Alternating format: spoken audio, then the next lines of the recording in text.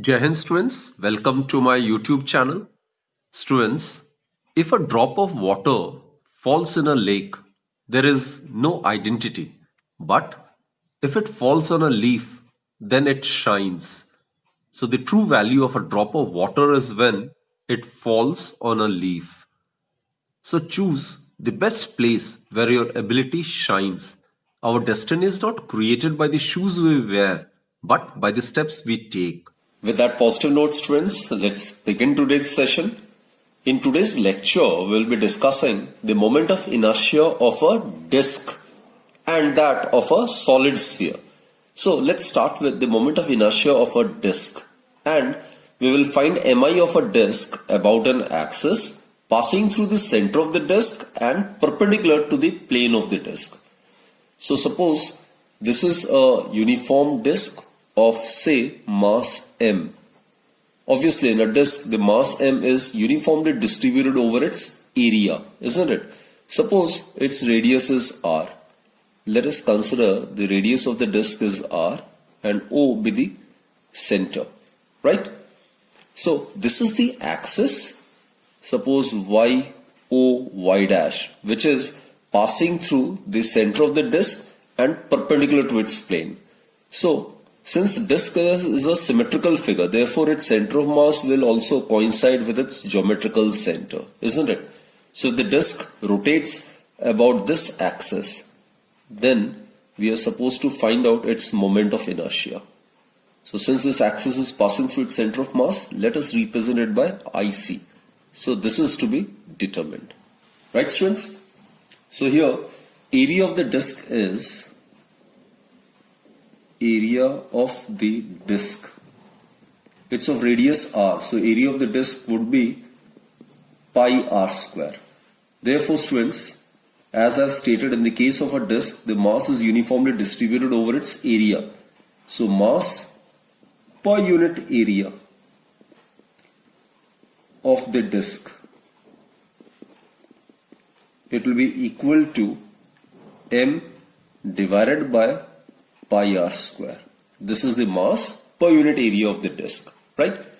Now students, this disk can be imagined or can be supposed to be made up of large number of concentric rings of radius varying from 0 to r, right? Again I repeat, students, this disk may be imagined to be made up of large number of concentric rings whose radius are varying from 0 to capital R. So on the combination of all those concentric rings, this disk will be made, right? So consider one such elementary ring. Suppose this is the elementary ring under consideration. So consider this elementary ring, say, of radius x and thickness dx. So this is the ring, suppose. It's of radius x, and let us consider its thickness to be dx, and let us consider the mass of this ring is dm, right? So what we'll do is we will find out the moment of inertia of this elementary ring about this axis, and then with the help of calculus, integral calculus, we will find out the moment of inertia of the entire disk about the axis yo y dash, right? So students, area of this ring, area of the elementary ring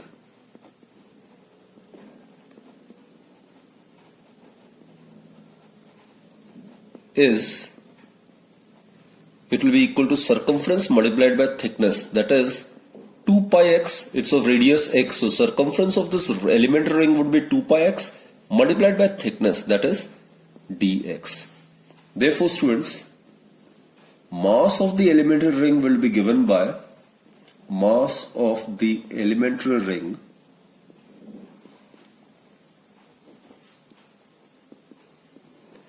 it will be given by dm. It is equal to, it is the mass per unit area. So mass of the ring would be m divided by pi r square, that is mass per unit area multiplied by area of the ring, that is 2 pi x dx. Therefore dm, it is equal to pi get cancelled, so it is 2mx dx divided by r square. Now let us find out the moment of inertia of this elementary ring.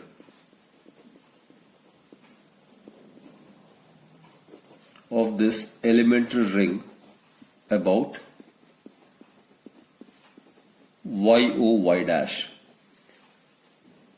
Now students, in the previous article we have discussed the moment of inertia of a ring about an axis passing through its center and perpendicular to its plane. It's given by product of the mass and the square of its radius, isn't it?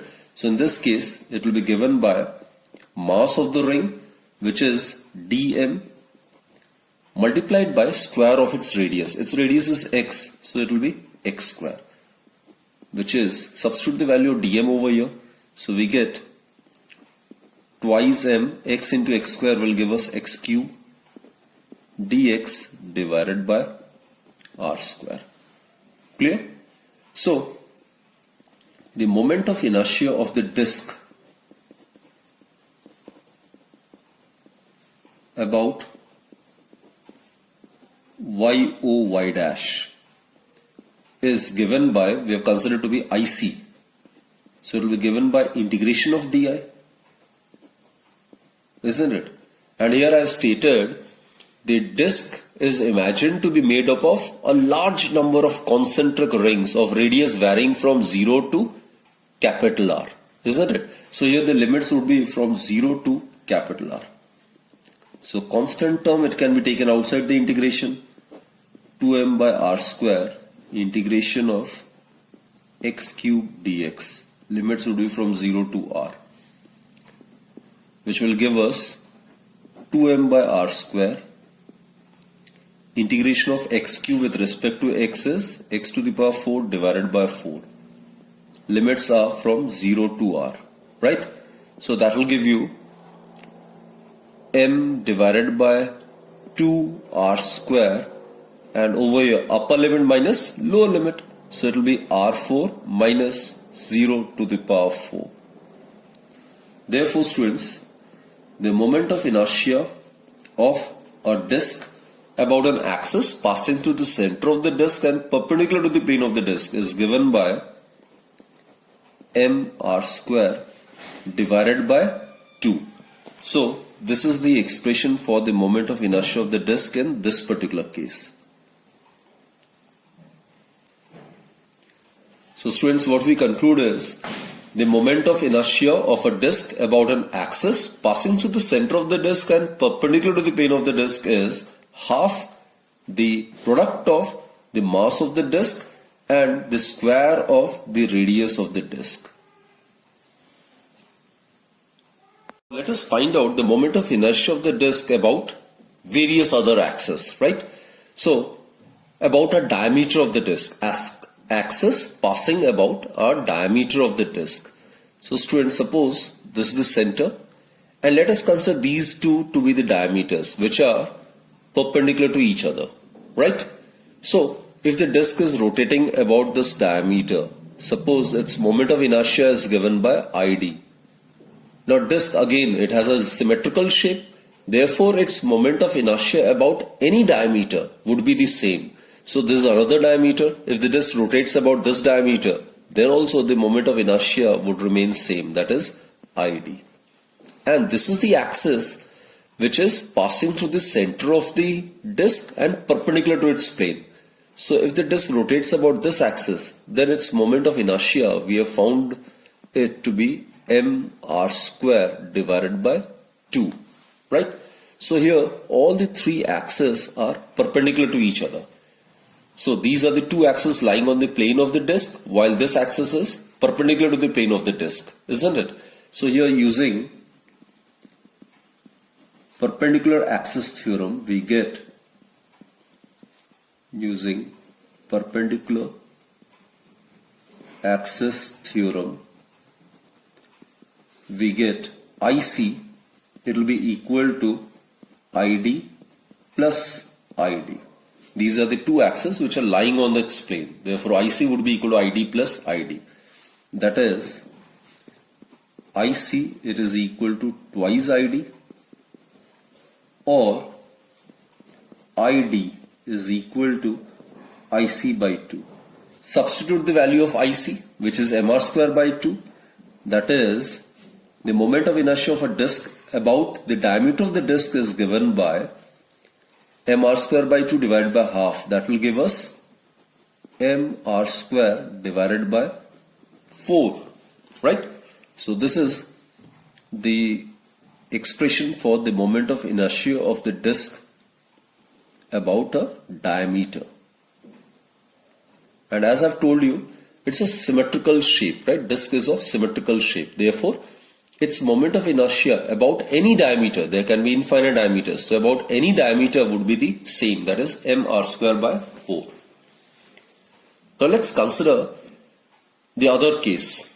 Here in this case, we are supposed to find out the moment of inertia of the disk about an axis parallel to one of the diameters and touching the disk. So, this is the axis which touches the disk and is parallel to this diameter, right? So, if the disk rotates about this axis like this, so in that case, suppose the moment of inertia is given by IT1. And this is the axis passing through its diameter. If the disk rotates about its diameter, then moment of inertia, we are aware it's given by ID, is equal to mr square by 4. Isn't it? And these two are parallel axes, and the perpendicular distance between them is radius of the disk. So here obviously in order to find IT1, we can use the parallel axis theorem. So here using parallel axis theorem, we get, let's make use of parallel axis theorem. What we get is the moment of inertia of the disk about this axis, that is IT1, it would be given by moment of inertia of the disk about an axis passing through its center and parallel to the given axis, that is ID, plus the product of the mass of the disk and the square of the perpendicular distance between the two parallel axes, right? So substitute the value. So ID is mr square by 4 plus mr square. So that will give us, students, 5 by 4 mr square. So in this case, the moment of inertia of the disk about an axis parallel to one of its diameter and just touching the disk is 5 by 4 mr square. Clear? So again it proves that the moment of inertia is not a constant quantity. Moment of inertia of a given body along different axes of rotation is different. So mi of a rigid body does depend upon the position of the axis of rotation of the body under consideration. Right? Now let's consider the last case where we will find out the moment of inertia about an axis which is tangential to the disk and perpendicular to the plane of the disk. I am talking about this one. It is tangential to the disk but is perpendicular to the plane of the disk. So this is the center, and the moment of inertia of a disk about an axis passing through its center and perpendicular to the plane is IC, and it is given to be mr square by 2. This we are already aware, right? And if the disk rotates about this axis like this, if it rotates about this axis, then suppose the moment of inertia about this axis is IT2. So these are the two parallel axes and the perpendicular distance between them is R, isn't it? So again we can make use of parallel axis theorem. So here using parallel axis theorem we get IT2 is equal to the moment of inertia of the disk about an axis passing through its center and parallel to this axis, which is IC, plus the mass of the disk multiplied by the square of the distance between these two parallel axes.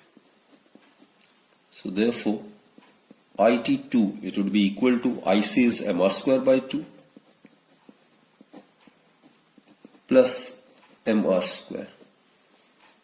That is IT2 is equal to 3 by 2 mr square. Clear, students? So these are the different expressions for the moment of inertia of a disk about different axes. Now let us find out the moment of inertia of a solid sphere, right? So let us consider this to be a solid sphere with center O and say capital R be the radius. And suppose the mass of the sphere is capital letter M, right? So mass per unit volume. Here the mass is obviously uniformly distributed throughout the volume of the sphere. Volume of the sphere is 4 by 3 pi r cube. So mass per unit volume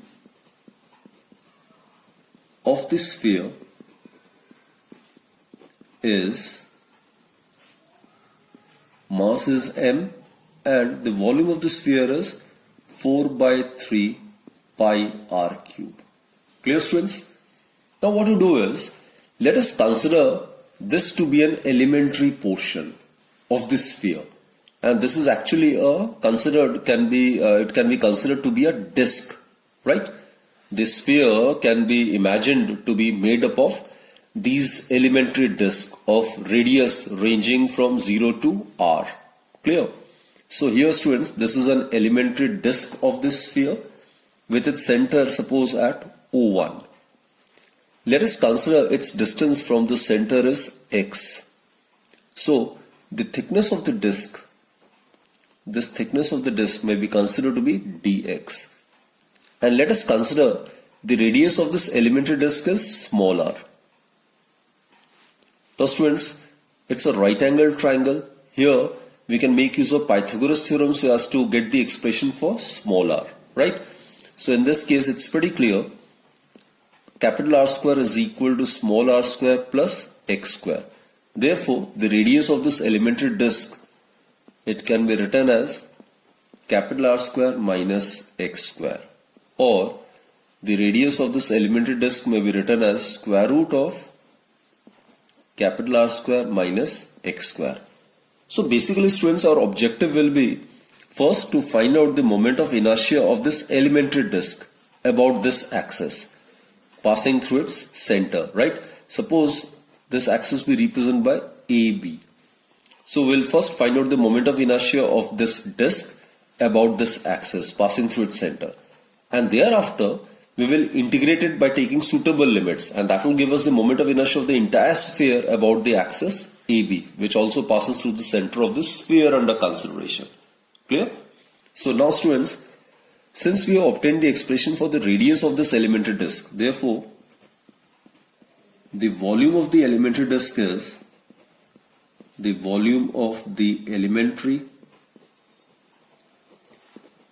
disk is volume is pi r square into h. It would be actually area multiplied by thickness, isn't it? It is area multiplied by thickness. Area is pi into r square, and thickness is, this is the thickness, which is dx. That is, substitute this value of r over here, so square root gets eliminated, so we get pi capital R square minus x square into dx. Clear?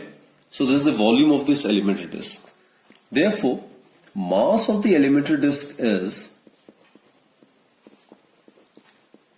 mass of the elementary disk of this sphere is, suppose it is represented by dm. It is the mass per unit volume. Therefore, mass of the elementary disk would be mass per unit volume multiplied by volume of the disk. That is m over 4 by 3 pi r cube multiplied by pi capital R square minus x square into dx. So pi get cancelled. So the mass of the elementary disk is actually given by 3m divided by 4r cube r square minus x square into dx. So as I've stated, let's find out the moment of inertia of this elementary disk about this axis AB. So mi of the elementary disk about AOB, which is the axis passing through the center of the disk and perpendicular to its plane, and it is given by students. Just now we have discussed, in the case of a disk, the moment of inertia about an axis passing through its center of mass and perpendicular to its plane, it's given by half into mass into radius square, isn't it? So it is half into mass into square of the radius. So let's substitute the value. So half, what is the mass? It is dm. What is the radius? It is small r square, right? So let's substitute the value of dm from here and r from here. So therefore dic, which is the moment of inertia of this elementary disk, would be half dm, that is 3m divided by 4r cube r square minus x square into dx into r square. So square root will get eliminated, so we'll be left with r square minus x square, right? So students, now the moment of inertia of the solid sphere. Moment of inertia of the solid sphere about this axis AOB, which is passing through its center, right, is represented by IC, and it will be given by integration of DIC, and the limits would be, students, from this is suppose minus r, and on the other side of the origin it can be considered to be plus r. So the limits would be from minus r to plus r. So let's substitute the value over here and let's keep on evaluating. So what we get is 3m divided by 8r cube integration of minus r to plus r. These are the limits, and r square minus x square into r square minus x square. It will give us r square minus x square whole square into dx. Clear? So let's keep on solving it.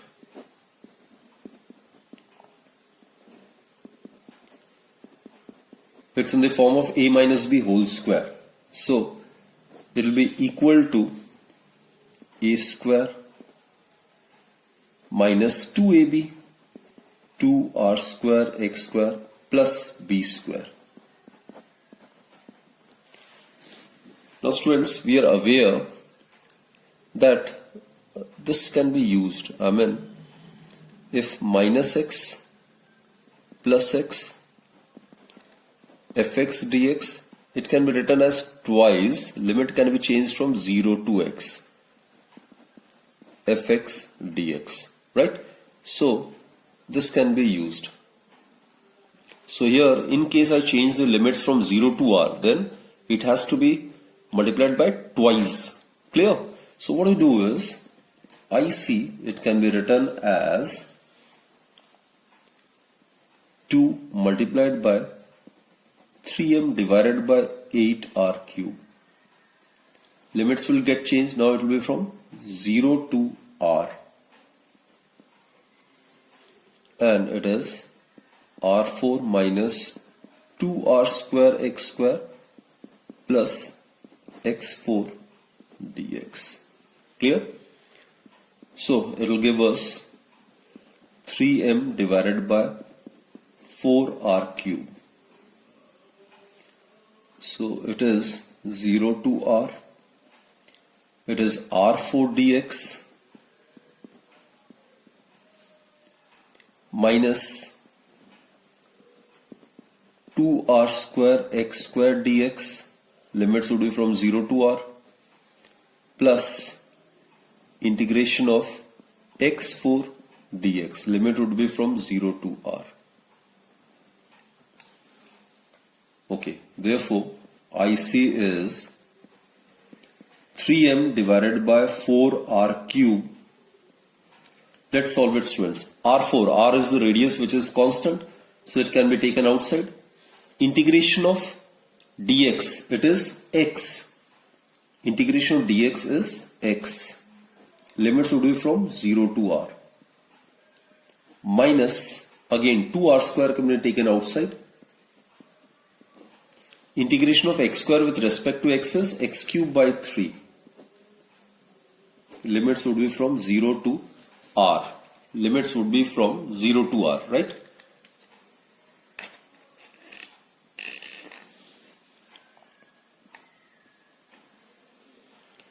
And plus integration of x4 is x5 by 5.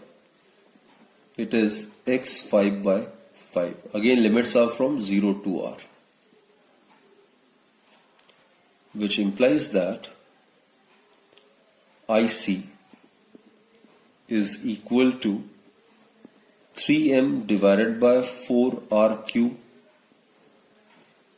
Okay, r4, upper limit minus lower limit, it will be r minus 0 minus 2r square. Again upper limit minus lower limit, that is r cube by 3 minus 0, plus again upper limit minus lower limit, that is r5 by 5 minus 0 to the power 5 by 5, that is 0 only.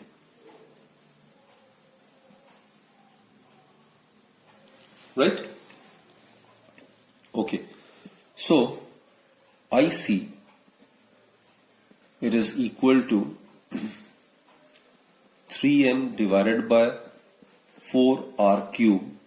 Here we are left with r to the power 5 minus, it will give us 2 r to the power 5 divided by 3, and here we are left with r5 to the power 5.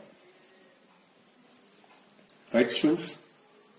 So r to the power 5 can be taken as common, so we'll be left with 3m r square divided by 4, and here we'll be left with 1 minus 2 by 3 plus 1 by 5. So that will give us 3 by 5 m r square, 3 by 5 m r square.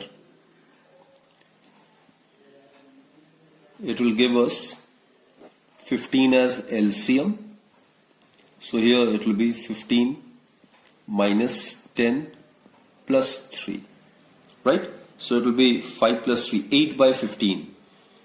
That is, students, IC is equal to, this will give us 8 by 15. So 4 2 ja 8, 3 5 ja 15. So we'll be left with 2 by 5 m r square.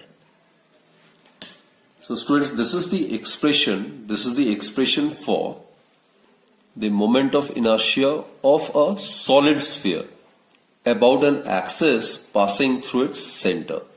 So it is 2 by 5 times the mass of the sphere and the square of its radius. Now let us find out the moment of inertia of the solid sphere about the tangent axis. That is about this axis. Right? It's a tangent. Now students, this is the center. This we have considered to be AB. And the radius of the sphere is considered to be r, isn't it? The radius of the sphere, it's considered to be r, and its mass is considered to be m. Now we are already aware the moment of inertia of a solid sphere about an axis passing through its center is 2 by 5 mr square. This we have just now derived. IC, it's equal to 2 by 5 mr square. Now, if the sphere rotates about this axis, about the tangent axis, this one, So in that case, suppose the moment of inertia is represented by it. Now these are the two axes which are parallel to each other, the perpendicular distance being the radius of the sphere, which is r. So here we can very much make use of parallel axis theorem, isn't it? So using parallel axis theorem,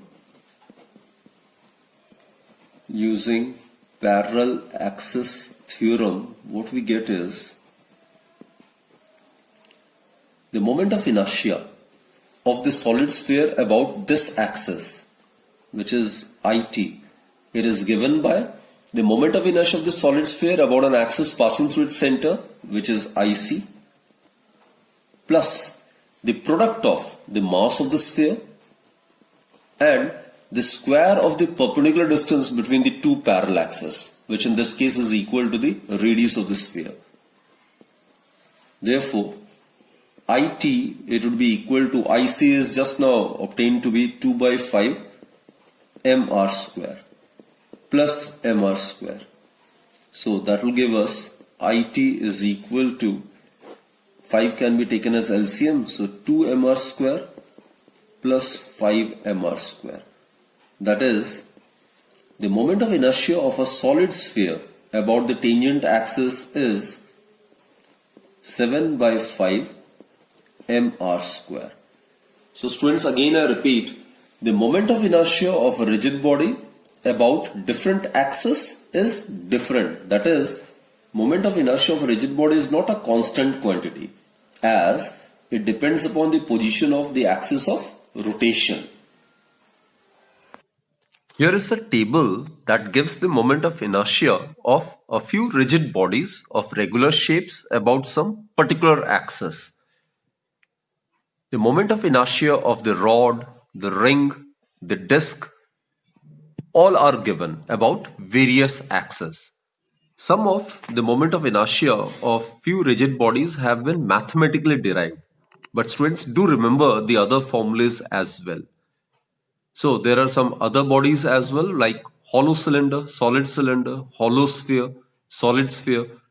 The moment of inertia of a hollow cylinder about an axis passing through its center of mass is same as that of a ring, that is mr square, while that of a solid cylinder it's same as that of a disc, that is half mr square.